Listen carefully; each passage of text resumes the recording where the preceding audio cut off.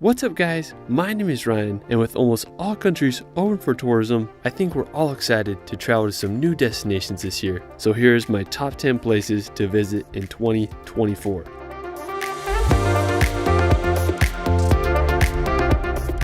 With tourism almost completely back to normal, 2024 is going to be a year full of travel. Whether you explore the dramatic landscapes of the Faroe Islands or go on an African safari in Tanzania, I hope you can all safely visit some new places this year. Let's start this video off in Croatia. I was able to go to Croatia last summer and it quickly became one of my favorite countries. From the incredible scenery of the Dalmatian coast to medieval seaside towns, Croatia is one of Europe's hidden gems. One of the most iconic places in Croatia is Dubrovnik. Located in the southernmost part of Croatia, Dubrovnik is this incredible medieval city built right on the Adriatic Sea. One of my favorite things that I did during my time in Dubrovnik was walking on top of the city walls. You're able to loop the entire city and experience Dubrovnik from a new perspective. Another impressive place in Croatia is Plitvice Lakes National Park. I remember seeing pictures of this place years ago and I've been wanting to see them in person ever since. The area is renowned for its crystal clear terraced lakes that are connected by beautiful waterfalls. If you want to experience one of Croatia's unique islands, I really enjoyed Dugi Otok.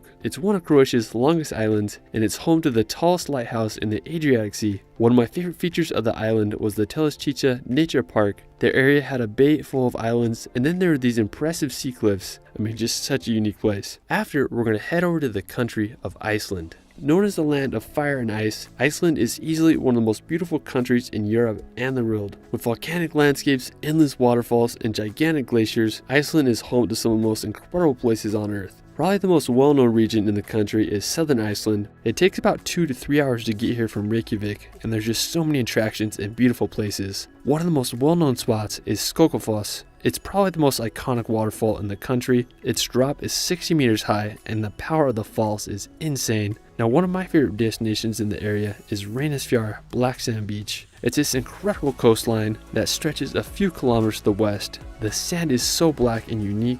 My favorite feature of the beach is the Reynisdrangar rock formations. There are these jagged sea stacks that jut out of the sea with constant waves pounding on them. One of my personal favorite places in Iceland is its highlands. It's located in the interior of the country and it's an extremely unique region home to otherworldly landscapes. One of the most impressive places is Landmannalaugar. It's home to rainbow colored mountains and there's a good amount of volcanic activity in the area with tons of thermales shooting out steam. I mean, Iceland just has so many incredible places to explore. While we're still in the Nordics, we're going to visit the Faroe Islands. I visited these incredible islands last year and became one of my favorite places I've ever been. The Faroe Islands are located between Iceland and Norway, and they're home to some of the most dramatic and epic landscapes in the world. One of the main reasons I wanted to go here was to see the Drangarnir Sea Stack. You can either get there by taking a guided 6-hour hike, or you can also go on a boat ride. I decided to take the quick boat ride, and I had a incredible time exploring the area and marveling at the one-of-a-kind sea stack. Nearby is the Mulfusor waterfall. It's one of the most scenic waterfalls I've ever seen as it cascades down into the sea. Another incredible place is Kalsoy. It's this narrow island and I had to take a ferry to get onto it. At the end of Kalsoy, there's this lighthouse perched on these massive sea cliffs. It was easily one of the most epic places I've ever been. Nothing quite matches the landscapes of the Faroe Islands.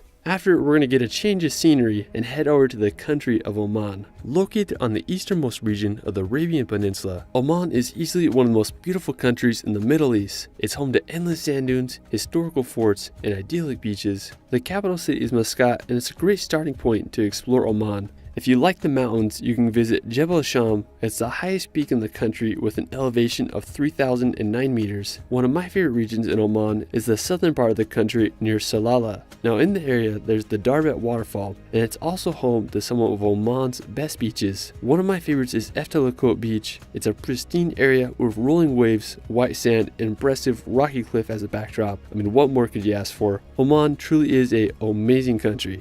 After, we're going to visit the nearby island of Socotra. Located in the Arabian Sea, Socotra is one of the most mystical and beautiful islands in the world. Now, to travel to Socotra, it's best to go with a tour company. They will help guide you around the island and get you the proper visas and also schedule your flights out of the UAE to get there. Now, one of my favorite features of Socotra is its dragon tree. It's one of the most unique looking trees I've seen, and it has a red sap that looks like blood. Now the coastline of Socotra is also amazing. It has crystal clear water and white sand beaches. I particularly like Arhair Beach with its sand dunes that are sandwiched between the cliffs and the coast. Socotra's scenery is truly on another level. Now after, we're going to head to Africa to visit Morocco. Located in northern Africa, Morocco was one of the most diverse and historical countries. It's home to snow-capped mountains, a mesmerizing coastline, and also the Sahara Desert. One of my favorite places is Ayet Ben Haddou. It's a historic clay brick village that dates back to the 11th century. It's been a popular filming site for movies and TV shows such as Game of Thrones. Another impressive place in Morocco is the Atlas Mountains. I mean, you wouldn't expect to find much snow in Morocco, but the Atlas Mountains are an exception. The highest peak is Toubkal with an elevation of 4,167 meters. Now when it comes to Morocco cities, Casablanca is the largest. My favorite feature of the city is the Hassan II Mosque. It was built in 1993 and its minaret stands 210 meters tall. Now as for Morocco's beaches, one of the most unique ones is Lagzira Beach. It's located in southern Morocco on the Atlantic Ocean. It has red rock and this very peculiar arch. I mean, there's just so much to see in this incredible country. After, we're going to visit Sri Lanka. Located right below India, Sri Lanka is an incredibly lush island country, and it's one of the places I want to visit most this year. It has an incredible coastline and offers some of the best places to go on a safari in Asia. One of the most recognizable places on Sri Lanka is Sigiriya or Lion Rock. It's this massive monolith that sticks out of the landscape, and on top of it, there's an ancient fortress that was built here in the 5th century AD. Another iconic attraction in Sri Lanka is its trains. The Nine Arches Bridge is one of the most famous spots. It reminds me of the Glenfinnan Viaduct in Scotland. Sri Lanka is such an underrated country. After, we're going to head back to Europe to visit the island of Corsica. Located in the Mediterranean, Corsica is easily one of Europe's most beautiful and diverse islands.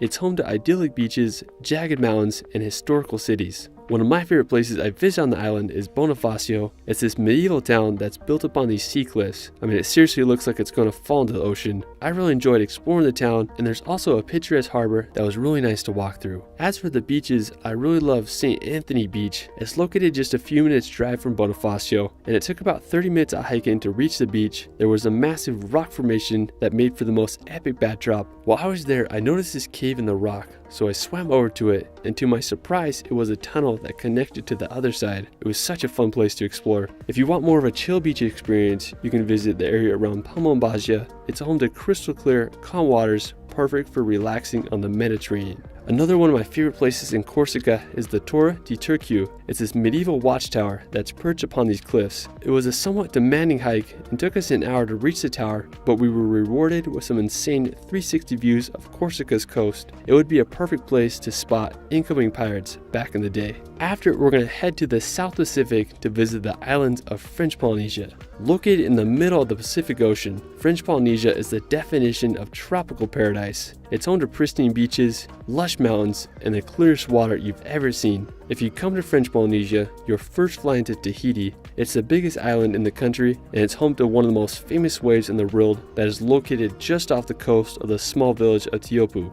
Now, one of my favorite islands in French Polynesia is Moorea. It's located right next to Tahiti, and you can get there by either flying or taking a ferry. It's known as the Pearl of the Sea, and it's one of the most beautiful places I've ever been. I particularly like Moorea's mountains. They are so jagged and unique looking. If you're more into beaches, there's some amazing ones such as Taha Hiamanu. It's this really relaxing beach with sailboats and amazing scenery. It's also a spectacular place to watch the sunset. While we're still in French Polynesia, we're going to head to Bora Bora. Of all the islands in French Polynesia, Bora Bora is probably the most famous, and after visiting it, I totally understand why. The geography of Bora Bora is pure perfection. There's the main island with its towering dormant volcano, and then it's surrounded by this reef that protects the island from the waves of the Pacific Ocean. Inside the reef, there's a lagoon which is home to some of the world's clearest water and is full of wildlife such as sharks and rays. One of my favorite places in Bora Bora is its southwest lagoon. There's this sandbar there that creates for one of the most epic scenes with Mount Otemano in the back.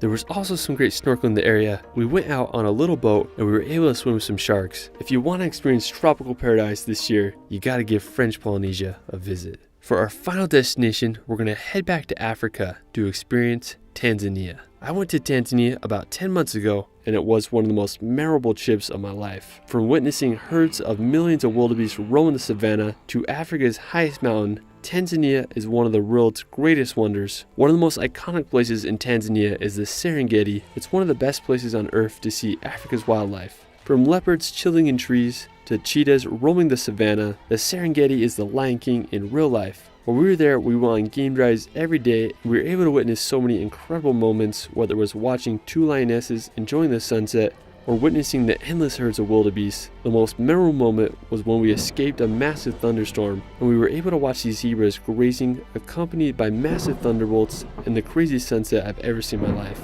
Now, besides the Serengeti, my other favorite place in Tanzania is Oldonyo Lengai. It's located near Lake Natron, and it's an active volcano of a height just under 3,000 meters, and it's known by the local tribes as the Mountain God. And after scaling it, I totally understand why it has that name. So we decided we wanted to climb the volcano, so we started at midnight, and I honestly didn't know what I was getting myself into, but it ended up being the hardest hike of my life. But right around 6 a.m., we made it to the top, and the sun started to climb over the horizon, and I just couldn't believe my eyes. I was standing on the volcano's rim, and the crater was absolutely huge. It had this black bubbling lava inside, and it's said to be some of the coldest lava in the world. The volcano was just so loud, you could hear the earth groaning, and it sounded like a thunderstorm. As I walked to the other side, I got one of my all-time favorite shots as I was standing on the volcano's rim, overlooking the scenery below. It reminded me of the quote in Lion King, where Mufasa says to Simba, "Everything the light touches is our kingdom." It was one of the most powerful views I've ever seen in my life. Our guide Elijah recommended that we headed back after spending about 2 hours on the top to avoid the midday sun. The trek was beautiful on the way down. When we reached our car, it was about noon, so it took us 12 hours in total. Even though it was one of the hardest physical challenges I've ever done, it was hands down one of my all-time favorite travel experiences. Well, that is it for my 2024 top 10. Let me know where you want to travel this year in the comments below. You can follow me on Instagram and TikTok at shirley.films. It's Ryan, and we will see you later.